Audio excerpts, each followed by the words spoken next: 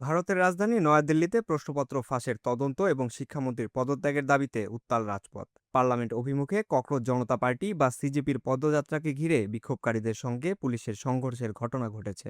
বিক্ষোভ ঠেকাতে আগে থেকেই ব্যারিকেড বসায় দিল্লি পুলিশ। তবে আন্দোলনকারীরা ব্যারিকেড অতিক্রমের চেষ্টা করলে পরিস্থিতি উত্তপ্ত হয়ে ওঠে। বিক্ষোভকারীদের ছত্রভঙ্গ করতে পুলিশ টিয়ার সেল নিক্ষেপ ও লাঠিচার্জ করে। এতে বেশ কয়েকজন আহত হওয়ার খবর পাওয়া গেছে, যদিও দিল্লি পুলিশের দাবি তারা অতিরিক্ত বল প্রয়োগ করেনি। অন্যদিকে সিজেপির দাবি পুলিশি বাধা সত্ত্বেও প্রায় 1 লাখ মানুষ এই কর্মসূচিতে অংশ নিয়েছেন। আন্দোলনকারীদের প্রধান তিনটি দাবি হল প্রশ্নপত্র ফাঁসের নিরপেক্ষ তদন্ত, শিক্ষামন্ত্রী ধর্মেন্দ্র প্রধানের পদত্যাগ এবং প্রশ্নপত্র ফাঁসের ঘটনায় আত্মহত্যা করা শিক্ষার্থীদের ক্ষতিপূরণ প্রদান। পরে সিজেপির প্রতিনিধিরা স্বাস্থ্যমন্ত্রী জেপি নাড্ডার সঙ্গে বৈঠক করেন। তবে সংগঠনটির মুখপাত্র জানিয়েছেন দাবি পূরণ না হওয়া পর্যন্ত আন্দোলন চলবে এবং তারা রাজপথ ছাড়বেন না। এদিকে হাসপাতালে ভর্তি অবস্থাতেও অনশন চালিয়ে যাওয়ার ঘোষণা দিয়েছেন পরিবেশ কর্মী সোনাম ওয়াংচুক। শুধু দিল্লিতেই নয়, আন্দোলনের প্রতি সংহতি জানিয়ে কলকাতা সহ বিভিন্ন এলাকাতেও বিক্ষোভ হয়েছে। এদিকে বিরোধী দলীয় নেতা রাহুল গান্ধী আন্দোলন দমনে সরকারের ভূমিকার সমালোচনা করেছেন।